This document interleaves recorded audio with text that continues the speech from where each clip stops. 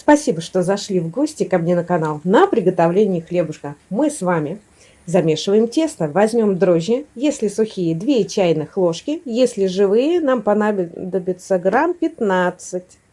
Я отрезала вот кусочек небольшой, покрошу. Сюда добавлю прям немножечко воды, чтобы развести дрожжи. 1 столовую ложку растительного масла, 1 столовую ложку сахара, половинку чайной ложки соли и перемешаем.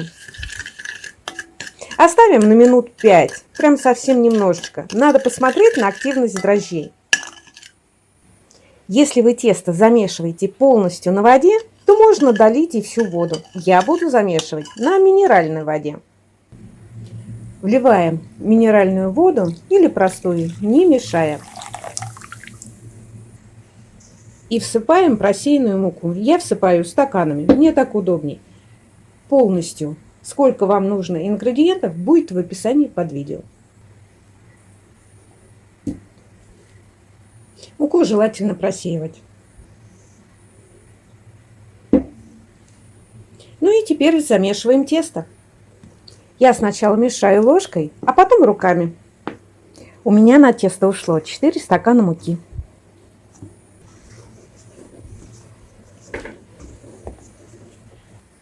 Тесто любит руки. Мы его должны хорошо вымешать. Оно слегка прилипает к рукам.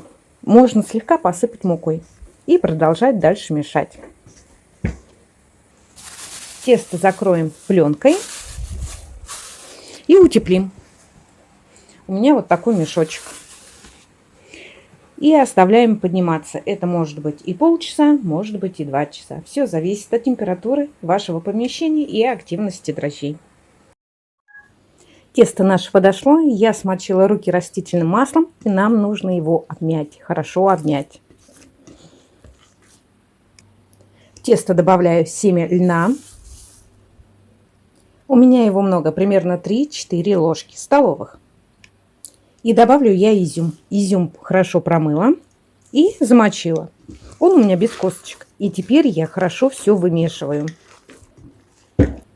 Добавки я решила положить для разнообразия, чтобы было бы вкусней. Простой хлеб, он всегда есть. А вот с изюмом и семя льна это не очень. В магазине его особо не купишь. Вымешивать можно на столе, посыпав мукой стол и 2 руками хорошо его замешивать. Теперь мы должны сформировать хлеб и выложить на противень. Я буду выпекать вот в такой сковороде. Я дно застелила пергаментной бумагой. Слегка припудрю мукой низ. Выкладываю тесто и оставляю подниматься.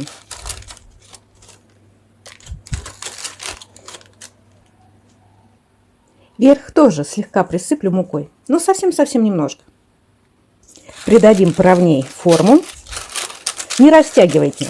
Лучше сделайте вот так, чтобы он смотрел у вас ввысь. Когда он будет подниматься, он у вас еще в стороны расползется. Чтобы хлеб не заветривал, прикройте пленкой, крышкой, полотенцем. И оставьте его на минут 15-20 для подъема. Хлеб наш достаточно подошел.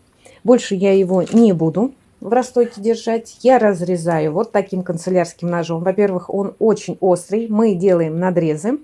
Я сделаю вот такие фигуристые. Мне хочется так. Можно сделать просто как рубцы.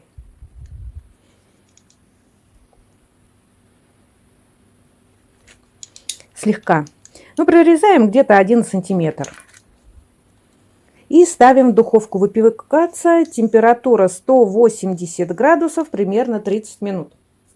Обычно выпечку ставят в разогретую духовку. Но у меня плита с конвекцией. Я ставлю в холодной и держу 35 минут.